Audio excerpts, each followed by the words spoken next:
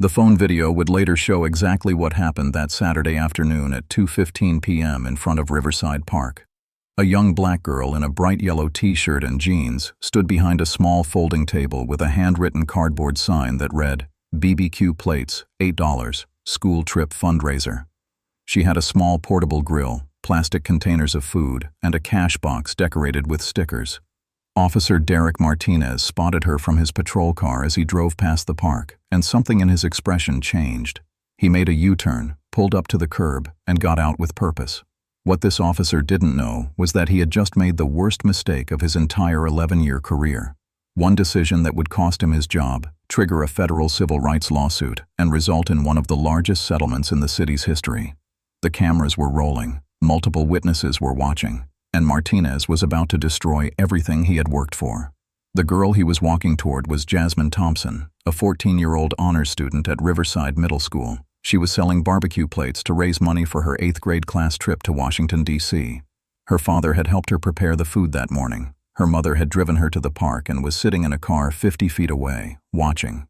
What Martinez also didn't know was that Jasmine's father was Mayor Michael Thompson, the city's first black mayor, elected just 18 months earlier on a platform of police reform and community accountability. The next 11 minutes would be recorded from 4 different angles and viewed by over 30 million people within a week. Before we continue, where are you watching this from? Drop your city or country in the comments below. And if this is your first time here, please hit that like button and subscribe. This story gets even more intense, and you definitely won't want to miss what happens next. Jasmine Thompson was 14 years old and in the 8th grade. She had a 3.9 GPA and was on the honor roll every semester. She played clarinet in the school band and was captain of the debate team. She volunteered at the local library on weekends. She was the kind of kid that teachers loved having in class because she asked thoughtful questions and helped other students who were struggling. Her parents, Michael and Lisa Thompson, had raised her to be responsible, hardworking, and proud of who she was. They taught her to be respectful to authority, but also to know her rights. They taught her that she could do anything she set her mind to. That Saturday, Jasmine had one simple goal: sell enough barbecue plates to contribute to her class trip fund. The school was organizing a trip to Washington, D.C. for the 8th graders to see the monuments, visit the Smithsonian museums, and tour the Capitol. The trip cost $450 per student. Jasmine's parents could afford it, but she wanted to earn her own way. She wanted to feel like she had worked for it. So she came up with a plan. Her father was known around the neighborhood for his amazing barbecue. Every summer, he would smoke ribs, chicken, and brisket for family gatherings. People always asked him if he'd ever thought about opening a restaurant. That Saturday morning, Mayor Thompson helped his daughter prepare 30 plates of barbecue, pulled pork, coleslaw, baked beans, and cornbread. They packed everything into containers, loaded up her small folding table and portable grill, and her mother drove her to Riverside Park. Lisa Thompson parked nearby and sat in the car with the windows down. She was close enough to help if Jasmine needed anything, but far enough away to let her daughter handle the business herself. This was about building confidence and independence. Within the first hour, Jasmine had sold 12 plates. Neighbors stopped by, park visitors bought lunch, and people smiled and told her good luck with her trip. She was polite, enthusiastic, and professional. She thanked every customer and gave correct change from her decorated cash box. Everything was going perfectly, until Officer Derek Martinez drove by. Martinez pulled his patrol car up to the curb and stepped out. He didn't smile or greet Jasmine politely. Instead, he walked directly up to her table and stood there with his arms crossed, looking down at her setup. His body language was immediately intimidating. He stood too close. His jaw was tight. His eyes scanned her table like he was looking for evidence of a crime. Jasmine looked up and smiled. "Hi, officer. Would you like to buy a plate? It's barbecue for my school fundraiser." Martinez didn't answer her question. Instead, he asked where her permit was.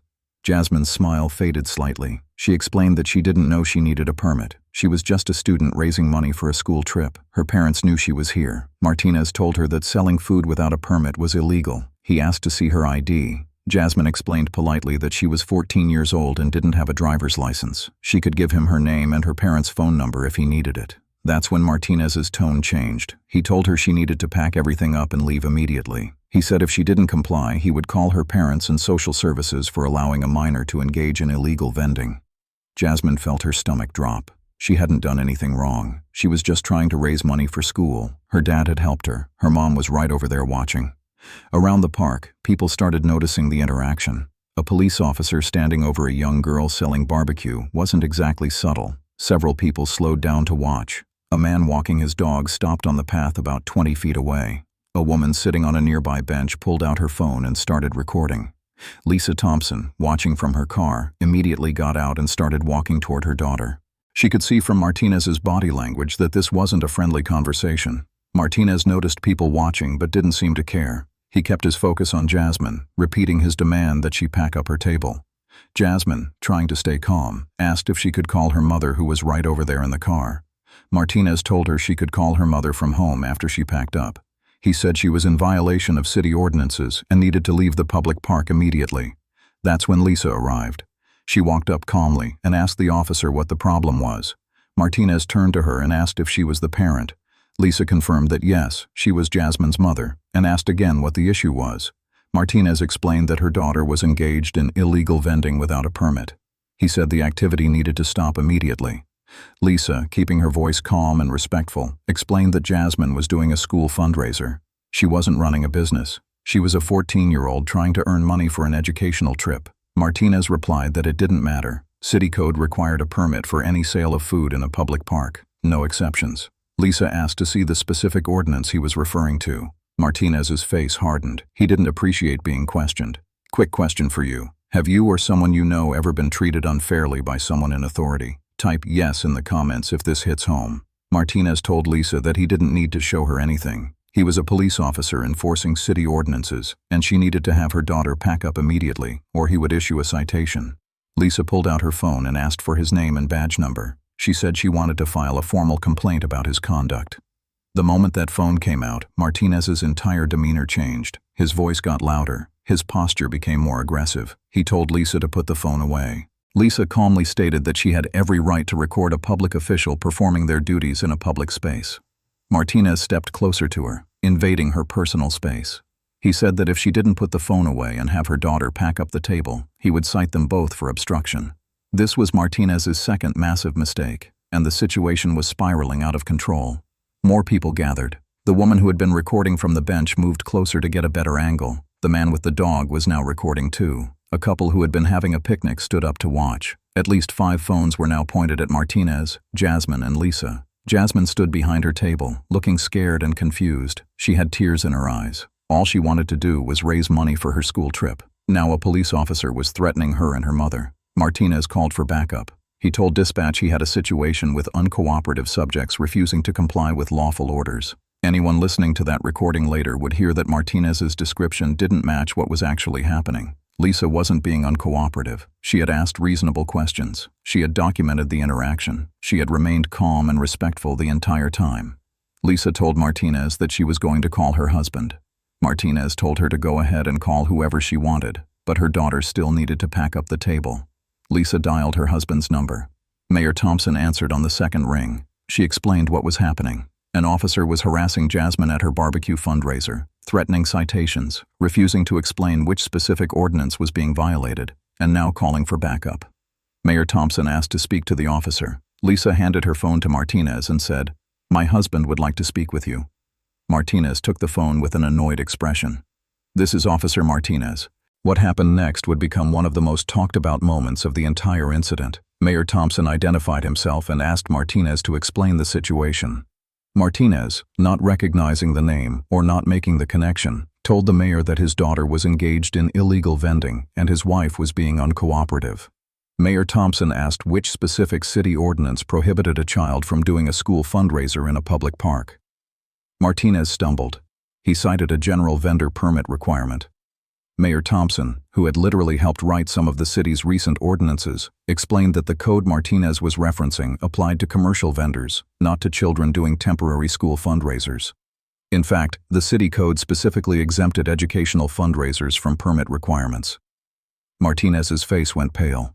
The people recording could see the exact moment he realized he might have made a serious mistake. But instead of apologizing and de-escalating, Martinez made it worse. He told the mayor that he was enforcing the law as he understood it, and he didn't appreciate being second-guessed by a parent. There was a pause on the other end of the line. Then Mayor Thompson said very calmly, "Officer Martinez, I'm not just a parent. I'm Mayor Michael Thompson. And you've just harassed my daughter, threatened my wife, and misapplied city ordinances on camera in front of multiple witnesses.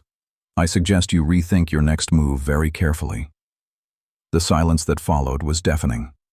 Martinez handed the phone back to Lisa without saying a word. His hand was shaking slightly. The backup unit arrived, 2 officers who had no idea what kind of situation they were walking into. Officers Sarah Chen and Marcus Williams pulled up and got out of their patrol car. Chen immediately recognized Lisa Thompson.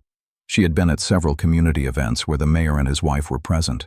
Her eyes widened slightly as she took in the scene: the mayor's wife, the mayor's daughter, a barbecue fundraiser table, and Martinez looking like he'd just been hit by a truck. Chen pulled Martinez aside and quietly asked what was going on. Martinez tried to explain. Illegal vending, no permit, uncooperative subjects. Chen looked at the table. She saw the handwritten sign about a school fundraiser.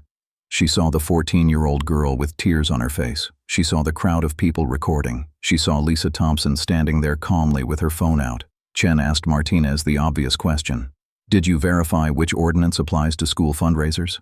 Martinez didn't have a good answer. Williams walked over to Jasmine and asked if she was okay. Jasmine nodded but didn't say anything. She was clearly shaken.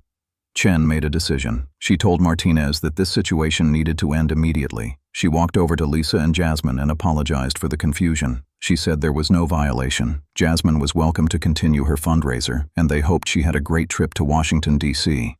Lisa thanked her, but said she would still be filing a formal complaint about Martinez's conduct. Chen nodded. "That's absolutely your right, ma'am." The crowd that had gathered started dispersing, but not before several people came up to Jasmine and bought plates. A man handed her a $20 bill and told her to keep the change. A woman bought 2 plates and told her she was proud of her for staying calm. By the time the officers left, Jasmine had sold out completely. All 30 plates were gone, but the damage to Martinez's career was just beginning. What do you think Martinez should have done differently? Let me know in the comments. Section 7. The Reveal, Reckoning. Word count, 387 words. Runtime, 2.5 minutes. Martinez sat in his patrol car for a long time after the other officers left. He knew what he had done.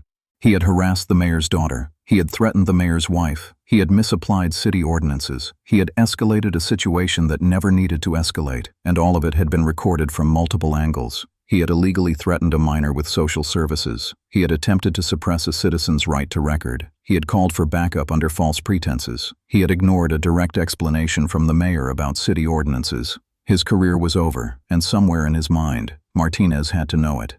By the time Martinez returned to the station, his sergeant already knew what happened. The videos were already circulating online. Someone had tagged the police department's social media accounts.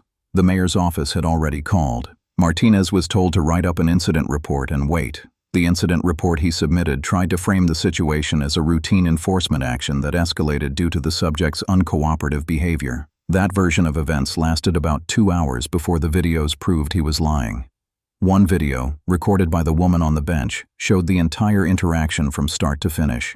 It showed Martinez approaching aggressively. It showed Jasmine being polite and respectful. It showed Lisa asking reasonable questions. It showed Martinez escalating and becoming hostile the moment Lisa pulled out her phone. Another video, recorded by the man with the dog, had crystal-clear audio of Martinez threatening to call social services on a 14-year-old for selling barbecue. A third video showed the moment Martinez handed the phone back to Lisa after realizing he had just harassed the mayor's daughter. His face said everything. By that evening, the videos had hundreds of thousands of views. By the next morning, they had millions. The optics could not have been worse. A white police officer harassing a black teenage girl for selling barbecue to raise money for school. Martinez was placed on administrative leave within 24 hours. Section 8. Immediate Aftermath. Word count, 618 words. Runtime, 4 minutes. The videos went viral overnight. What started as local outrage quickly became national news. A police officer harassing a 14-year-old black girl selling barbecue for a school trip was exactly the kind of story that captured attention in 2024. News outlets picked it up immediately. "Officer harasses mayor's daughter at school fundraiser" was the headline everywhere. By Monday morning, it was trending on every social media platform. The police department released a statement saying they were aware of the incident and conducting an internal investigation. They emphasized their commitment to professional conduct and community relations. The public was not satisfied. Protesters gathered outside police headquarters demanding Martinez's firing. Community leaders called for accountability. The police union remained silent. Type accountability in the comments if you think Martinez should face real consequences. Mayor Thompson held a press conference. He stood at a podium with Lisa and Jasmine beside him. He was calm, but visibly angry. He explained what happened to his daughter. He explained that she had done nothing wrong. He explained that Martinez had misapplied city ordinances, escalated unnecessarily, and traumatized a child who was just trying to raise money for school. Then he said something that made headlines. "This isn't just about my daughter. This is about every black child in this city who has been made to feel like they don't belong in their own community. This is about a pattern of aggressive policing that targets people based on how they look rather than what they've done. And it ends now." The press conference was watched live by over 1 million people. Martinez's history came out quickly after that.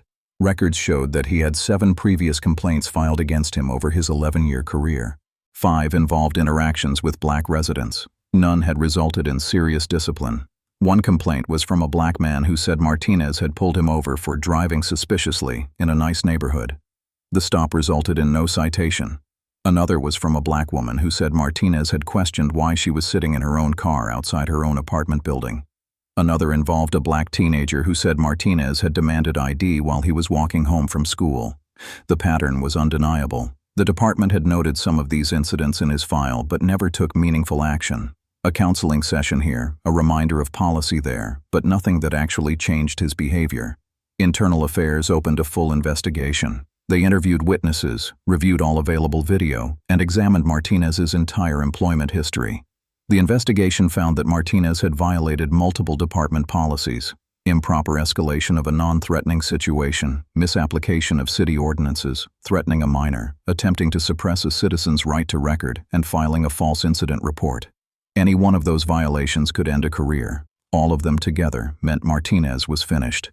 3 weeks after the incident, the police department announced Martinez's termination. The official statement cited gross misconduct, violation of department policies, and conduct unbecoming an officer. But termination was just the beginning. Section 9. Legal consequences. Word count, 531 words. Runtime, 3.5 minutes. The Thompson family filed a federal civil rights lawsuit against Martinez and the city.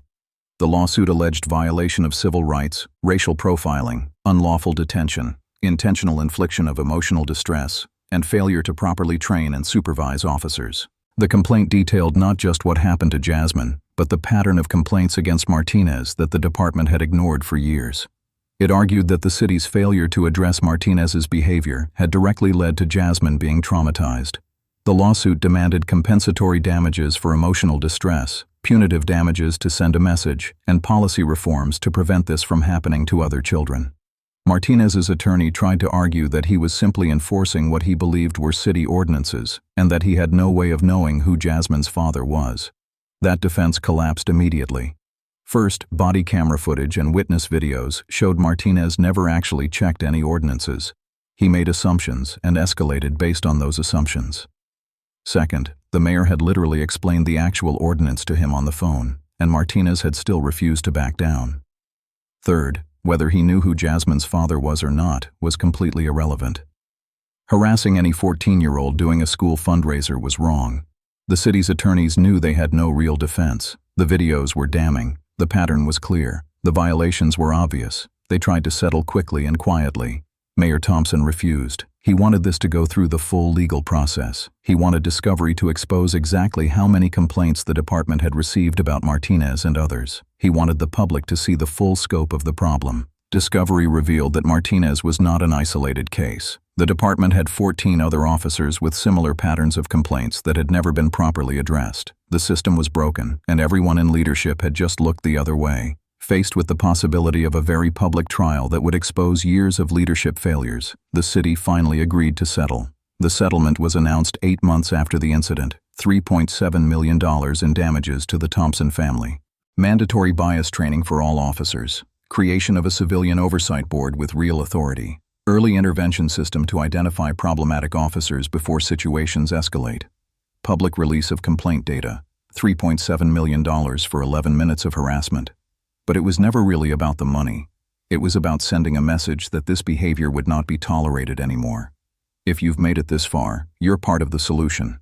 Hit that subscribe button and share this story so more people can see what accountability looks like. Section 10. Broader consequences. Word count, 479 words. Runtime, 03 minutes. Martinez lost everything. His career was over. His pension was reduced. His reputation was destroyed. He was 38 years old and had to completely rebuild his life. He tried to find security work but struggled. Background checks revealed the viral videos. Employers didn't want the liability. His marriage fell apart under the stress. His wife had initially supported him, but as the full scope of his behavior became public, she distanced herself. His former colleagues stopped reaching out. Nobody wanted to be associated with him. These were not things the Thompson family wished on him. They were simply the natural consequences of his choices. The police department underwent massive changes. The police chief resigned under pressure. 2 commanders who had ignored complaints about Martinez were demoted. The entire complaint process was overhauled. The Civilian Oversight Board, one of Mayor Thompson's original campaign promises, was finally implemented with real power to investigate misconduct and recommend discipline. Officers with patterns of complaints were flagged for mandatory retraining or reassignment. 3 officers were fired in the first 6 months after the new system was implemented. The culture was slowly starting to change. The $3.7 million settlement came from the city's liability insurance, but taxpayers still felt the impact through increased premiums. The settlement became a constant reminder of what happens when leadership fails to address problems. Jasmine Thompson did go on her Washington, D.C. trip. In fact, after the story went viral, donations poured in from around the country. People sent money specifically for her class trip fund. The 8th grade ended up raising enough for every single student to go, including those who couldn't have afforded it otherwise. Jasmine gave interviews to several news outlets. She was poised, articulate, and wise beyond her 14 years. She said she was scared that day, but she was glad something good came from it. She hoped other kids wouldn't have to go through what she went through. Lisa Thompson became an advocate for police reform. She spoke at city council meetings and community events about the need for accountability and proper training.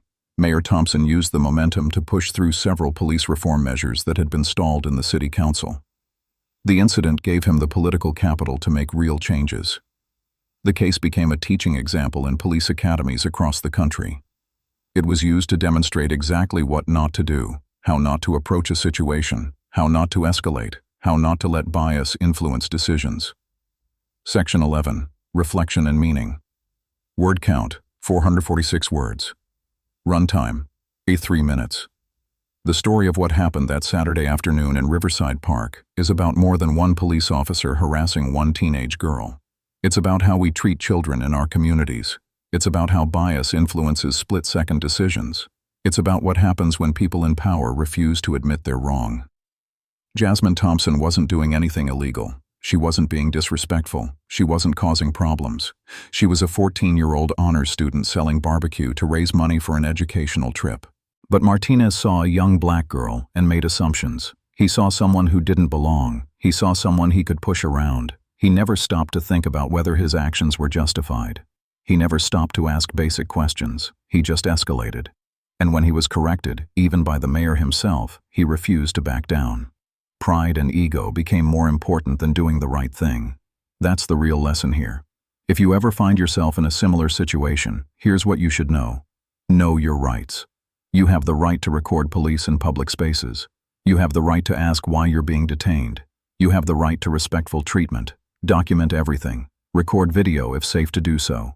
Get witness names and contact information. Write down what happened as soon as possible. Stay calm. Your safety is the priority. Being right doesn't help if the situation becomes dangerous. Stay calm, comply with lawful orders, and fight the battle later through proper channels. Follow up formally. File complaints. Contact oversight agencies. Consult attorneys if necessary. Don't let it slide. Remember, you're not just fighting for yourself. Every complaint filed, every incident documented, every case fought helps protect the next person. Martinez made a choice that day. He saw a young black girl in a public park and decided she was doing something wrong. He thought he had all the power and she had none. He thought he could intimidate a child and her mother without consequences. He was wrong. That choice cost him his career, his reputation, and his future. It cost the city $3.7 million. It exposed a pattern of ignored complaints and leadership failures. But it also sparked real change. Civilian oversight, better training, actual accountability. Justice isn't always quick, it isn't always certain. But sometimes, when people refuse to stay silent, when evidence is clear, when communities demand better, justice does come. And that's exactly what happened here. Section 12. Closing CTA. Word count, 67 words. Runtime, 30 seconds. Thank you for watching until the end. If you learned something from Jasmine's story, make sure you hit that subscribe button and turn on notifications so you never miss stories like this. What was the most important lesson from this case? Drop your thoughts in the comments below. And remember to hit that like button to help more people see this story. Final script statistics. Total word count, 58 words. Estimated. Runtime, 27 minutes. Dialogue. Percentage, 8%. CTA.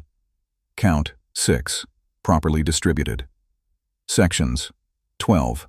All framework sections included. Settlement.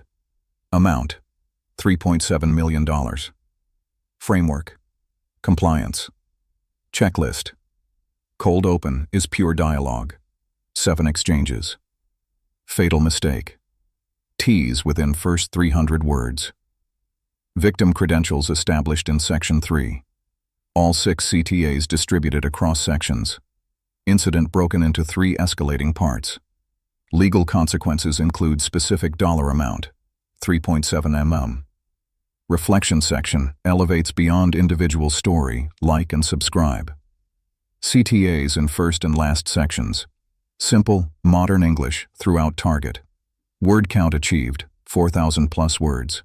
Proper pacing with varied paragraph lengths. Documentary-style narrator voice maintained. Pattern of behavior established, 7 previous complaints. Multiple witnesses and video documentation. Systemic changes triggered by incident victims' dignity maintained throughout. Consequences are comprehensive, career, social, financial, moral clarity without heavy-handedness. Thumbnail prompt, perspective road view, photorealistic AI style. Bold white and red text caps. Officer versus BBQ girl. Bright yellow t-shirt visible, BBQ setup with grill, police car in background. Australian setting with subtle flag element. Dramatic lighting showing confrontation moment. Text overlay, $3. 7M settlement. Key story elements. Protagonist, Jasmine Thompson, 14-year-old honors student. Antagonist, Officer Derek Martinez, 11-year career, 7 previous complaints. Setting, Riverside Park, Saturday afternoon, BBQ fundraiser. Violation, harassment, illegal threats, misapplication of ordinances. Evidence, 4 camera angles, multiple witnesses, body cam. Reveal, mayor's daughter on phone call.